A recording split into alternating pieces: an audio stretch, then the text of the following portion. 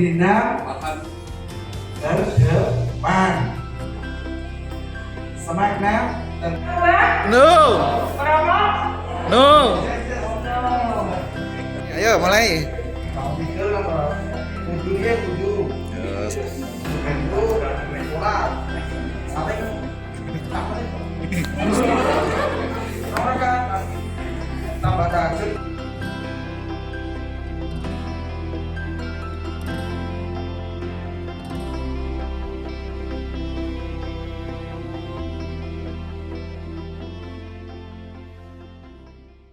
Assalamualaikum warahmatullahi wabarakatuh. Selamat siang Bapak Ibu. Semangat pagi luar biasa. Yang kami hormati Ibu Tuti Maria selaku Kepala SMK Negeri 6 Sukoharjo. Yang kami hormati Bapak Ibu Guru SMK Negeri 6 Sukoharjo. Perkenankanlah kami selaku guru penggerak di SMK Negeri 6 Sukoharjo, Kabupaten Sukoharjo. Dalam kesempatan kali ini memberikan sosialisasi atau diseminasi tentang filosofi pemikiran Ki Hajar Dewantoro. Ibu Bapak yang kami hormati, namun sebelumnya adalah kita panjatkan puji syukur kehadirat Allah SWT Tuhan Yang Maha Esa bahwa pada hari ini kita bisa berkumpul dalam rangka sosialisasi pemikiran Ki Hajar Dewantoro. Kami selaku guru penggerak mengucapkan banyak terima kasih atas kehadiran Bapak Ibu, kedatangan Bapak Ibu menyempatkan menghadiri undangan dari kami. Baiklah, langsung saja Ibu Bapak tentang filosofi pemikiran Ki Hajar Dewantoro. Sebagaimana Bapak Ibu tahu bahwa Ki Hajar Dewantoro adalah seorang pahlawan yang dimana beliau berperan sekali dalam dunia pendidikan. Banyak sekali ajaran-ajaran beliau yang kita anut sampai sekarang ini. Ibu Bapak yang kami hormati, sebelum adanya guru penggerak, tertanam dalam benak saya bahwa seorang guru harus menularkan ilmunya kepada siswanya dengan tidak memperdulikan kondisi anak kita, kondisi siswa kita. Kita sebagai guru kadang-kadang hanya menginginkan apa yang menjadi ideal kita, mengumpulkan tugas, mengerjakan pekerjaan rumah, harus mendapatkan ulangan yang baik. Itu adalah beberapa ciri atau beberapa hal yang selama ini kita lakukan. Namun kalau menengok apa yang sudah kita lakukan itu disesuaikan dengan pola pikir dari Ki Hajar Dewantoro, hal itu sangatlah bertentangan. Untuk itu kita perdalam lagi tentang bagaimana pemikiran Ki Hajar Dewantoro tentang pendidikan. Ibu Bapak yang kami hormati, bahwa ya, dasar pemikiran Ki Hajar Dewantoro yang pertama itu adalah menuntun. Bahwasanya kita sebagai seorang guru itu bertindak sebagai penuntun. Karena kita sebagai seorang penuntun, berarti pekerjaan kita adalah menuntun. Menuntun seperti ketika anak-anak belum bisa belajar, menuntun, meneta, nah seperti itu. Maksud pendidikan itu adalah menuntun bahwa segala kekuatan kodrat pada anak-anak agar mereka dapat mencapai ke arah keselamatan dan kebahagiaan. Jadi tujuan pendidikan secara umum itu adalah selamat dan bahagia. Selamat dan bahagia yang setinggi-tingginya baik sebagai manusia dalam anggota masyarakat maupun selamat dan bahagia sebagai makhluk Tuhan Allah Subhanahu wa taala. Jadi jelas di sini bahwa tujuan pendidikan itu adalah selamat dan bahagia. Selamat di dunia, selamat di akhirat. Bahagia di dunia, bahagia di akhirat.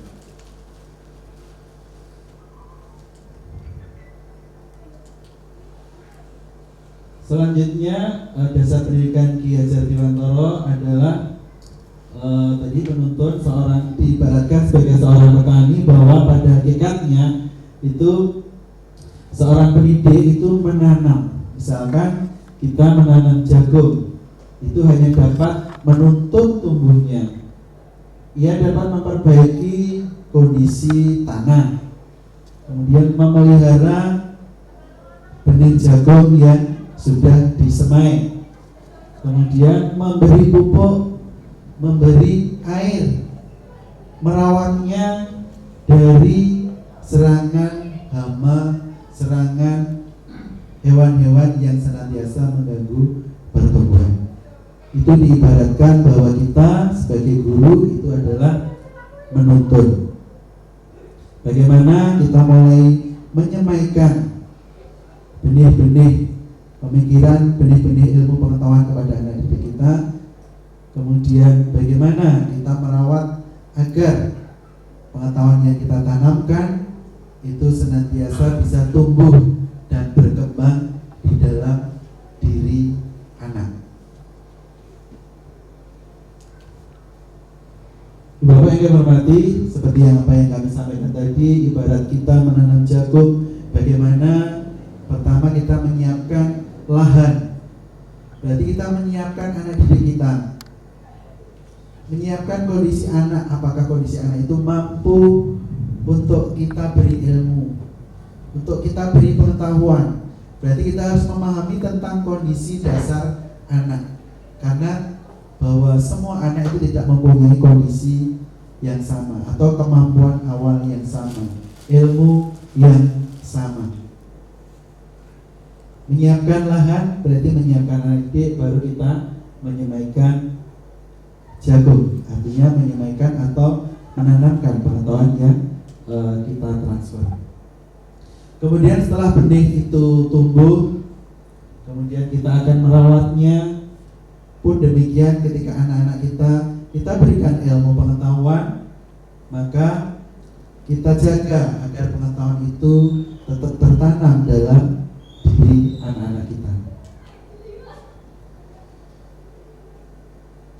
Benih jagung tumbuh menjadi tanaman yang subur karena perawatan dari Pak Tani. Pun demikian, nilai-nilai yang kita tanamkan kepada anak diharapkan bisa tumbuh dan berkembang sehingga anak mampu untuk bersaing, untuk berkompetensi di masyarakat. Terlebih-lebih anak-anak kita, anak-anak SMK, bagaimana kita menanamkan kemampuan agar anak-anak nantinya bisa berkompetensi atau bersaing dengan anak-anak dari sekolah yang lain untuk mendapatkan pekerjaan. Ibu Bapak yang kami hormati, kemudian dasar pemikiran Ki Hajar Dewantara yang selanjutnya itu adalah tentang budi pekerti, watak, karakter.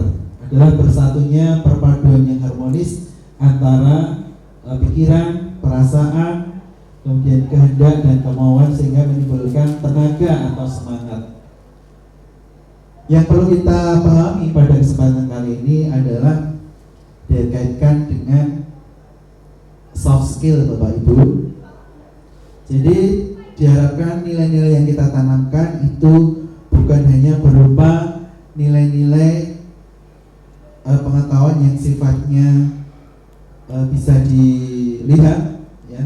Misalkan kemampuan anak untuk memperbaiki sepeda motor, kemampuan anak-anak untuk membuat desain gambar, kemampuan anak-anak untuk menjalankan perbankan. Namun di samping hal-hal yang kita tanamkan itu tadi, kita juga harus memberi bekal kepada anak tentang soft skill, yaitu budi pekerti. Soft skill tidak bisa didapat anak-anak dari orang lain.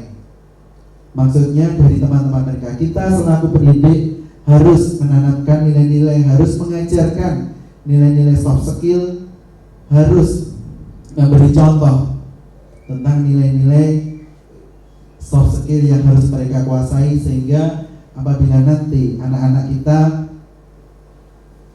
bekerja, anak-anak kita melamar suatu pekerjaan, itu akan menjadi bekal yang bermanfaat. Kejujuran, kecerdikan, kerajinan, sopan santun itu sangatlah penting di dalam dunia pekerjaan, di dalam dunia industri. Bagaimana mereka harus berinteraksi dengan teman-teman mereka nanti, bagaimana mereka harus berinteraksi kepada rekan yang lebih senior, dan bagaimana mereka berinteraksi kepada para juniornya. Nanti akan kelihatan apakah anak tersebut mempunyai budi pekerti atau soft skill yang diinginkan. Ibu bapak yang kami hormati, kemudian selanjutnya kita harus memahami tentang kodrat anak tentang bermain. Pada dasarnya anak-anak itu senang bermain, karena bermain memang adalah kodrat anak. Diharapkan dalam konteks ini, di dalam menyampaikan pembelajaran, konteksnya kita pakai bermain. Berarti kita menjadi rekan main dari anak. Bagaimana kita mentransfer ilmu tanpa mereka menyadari betapa beratnya ilmu yang mereka terima, dengan cara bermain, dengan cara kita sebagai rekannya, seperti itu. Kemudian pikiran, perasaan, kemauan, tenaga atau cipta, karsa, karya, dan pekerti itu sudah ada pada diri anak. Jadi dengan mengembangkan soft skill tadi, anak-anak diharapkan mereka mempunyai daya cipta, mempunyai daya kompetensi, kemudian mereka mempunyai budi pekerti. Ibu bapak yang kami hormati, permainan anak dapat menjadi bagian dari pembelajaran seperti yang saya ungkapkan tadi, bahwa bagaimana kita bisa mentransfer ilmu, mentransfer hard skill kepada anak tanpa anak harus merasa terbebani. Mereka merasa enjoy. Ini bagaimana ini tantangan buat kita, bagaimana agar pelajaran yang kita sampaikan itu tidak menjadi beban kepada anak. Apakah itu nanti kita harus mengganti model pembelajarannya, ataukah Bapak Ibu bisa menggunakan media-media yang ada di sekolah maupun sarana-sarana yang ada di sekolah. Ini tentunya Bapak Ibu guru harus inovatif. Bagaimana memanfaatkan sekeliling untuk menjadikan anak itu menerima ilmu dengan enak, ya, dengan tidak merasa terbebani. Ini seperti kalau istilahnya bermain congklak, kemudian bermain gobak sodor. Ini ada nilai-nilai yang tertera di dalam permainan tersebut, ya. Karena setiap permainan pada zaman dahulu mungkin ada filosofisnya, ya. Bagaimana kalau untuk bermain gobak sodor, kemudian itu tentang menerapkan bagaimana strategi, kemudian bagaimana menjaga kekompakan antar sesama, menjaga kebersamaan di antara teman-teman sebaya. Pun demikian dengan permainan congklak, di situ mungkin nilai-nilai yang bisa saya sebutkan, bagaimana kita mengatur strategi untuk mendapatkan tabungan yang sebanyak-banyaknya dengan punggungnya ini, ya. Ibu bapak yang kami hormati, kemudian selanjutnya kita juga harus menerapkan pembelajaran yang berpihak kepada anak. Tentunya berpihak kepada anak di sini tidak harus anak itu harus dituruti semua kemauannya, itu tentunya tidak. Kalau di dalam itu ada kalimat menghamba kepada anak, itu mungkin menghamba di sini maksudnya bukan kok terus anak dianggap sebagai Tuhan atau sebagai majikan, itu tidak. Namun di sini bagaimana kita melayani anak dengan anak itu tidak merasa terbebani itu tadi. Jadi maksud dari menghamba itu adalah melayani anak dengan tidak mengurangi hak-hak kita sebagai seorang pendidik. Artinya bahwa pendidikan yang berpihak pada anak itu harus bebas dari segala ikatan, dengan suci hati mendekati anak-anak kita, bukan untuk meminta suatu hak, melainkan untuk istilahnya melayani kepada anak. Di sini disebutkan menghamba, tapi lebih tepatnya melayani agar anak itu merasa nyaman di dalam belajar. Bapak Ibu yang hormati, bahwa pokok pendidikan harus terletak dalam pengakuan bahwa ibu bapak harus, atau hanya orang inilah yang dapat berhamba kepada sang anak dengan semurni hatinya. Maksud di sini ditekankan menghamba. Sekali lagi, bagaimana pendidikan yang kita sajikan, pembelajaran yang kita sajikan itu bisa mengcover kemampuan anak, bisa digunakan oleh segala anak dalam segala kemampuan awalnya tadi. Mereka menguasai dan menerima ilmu yang kita transfer dengan tidak merasa berat hati. Yang selanjutnya adalah masih dalam proses menghamba pada anak. Jadi pemikiran tentang berhamba pada anak itu tersendiri tercetus dari suatu penyesalan yang pernah dirasakan oleh Ki Hajar Dewantoro saat menghadapi setumpuk pekerjaan yang belum terselesaikan. Ya, tangis yang tiada hentinya dirasakan sebagai suatu hambatan dalam mengganggu tugasnya. Nah, ini bagaimana dalam hal ini kita dalam pembelajaran tidak memberikan tugas yang terlalu berat kepada anak. Bagaimana, atau mungkin bisa juga tugas yang kita sampaikan kepada anak itu sifatnya mungkin kita bisa menggali hobi anak, sehingga anak di dalam mengerjakan suatu tugas itu, karena itu dinilai sebagai hobi, itu mereka merasa enjoy. Jadi tugas anak dari mapel 1, mapel 2, mapel 3 lainnya itu tidak terasa membebani anak-anak kita. Jadi mungkin dengan berkolaborasi seperti yang sudah Bapak Ibu lakukan, jadi beberapa mata pelajaran berkolaborasi untuk membuat suatu tugas. Jadi dengan satu tugas yang menarik itu dapat diselesaikan oleh anak, sehingga mampu untuk mengcover beberapa tugas dari mapel dari Bapak Ibu Guru. Kemudian Ibu Bapak kami sampaikan tentang relevansi filosofi pendidikan Ki Hajar Dewantoro, bahwasanya maksud pendidikan itu adalah menuntun segala kekuatan kodrat itu kepada anak-anak agar mereka dapat mencapai kebahagiaan dan keselamatan yang setinggi-tingginya, baik bahagia dan selamat di dunia dan di akhirat.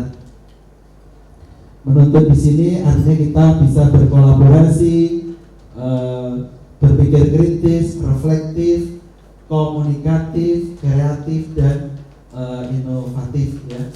Kemudian selamat dan bahagia itu adalah tujuan dari proses pembelajaran.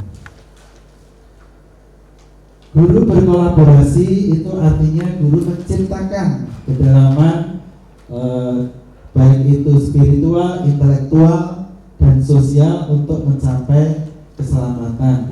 Jadi di sini kata kuncinya adalah berkolaborasi atau bekerja sama dengan Bapak Ibu guru yang lain. Kemudian murid dan guru merdeka belajar dan berkolaborasi bersama-sama menggali, mengembangkan potensi yang ada pada murid dan mengakomodasi karakteristik dari anak-anak tersebut. Ibu Bapak yang kami hormati, bahwa ini tentang refleksi filosofi pendidikan Ki Hajar Dewantoro, ya, bagaimana anak-anak itu di masa lampau, kemudian masa kini, masa depan itu harus bagaimana, sudah dijelaskan bahwa prosesnya itu adalah bagaimana kita bisa berkolaborasi, kemudian kita refleksif ya, kemudian kita juga bisa berpikir kritis.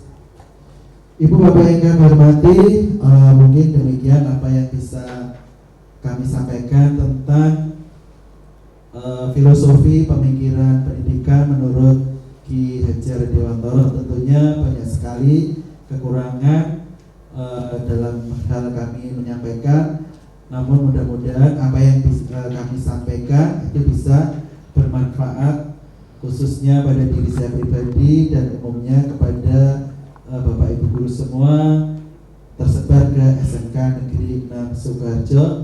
Akhirnya, Assalamualaikum warahmatullahi wabarakatuh.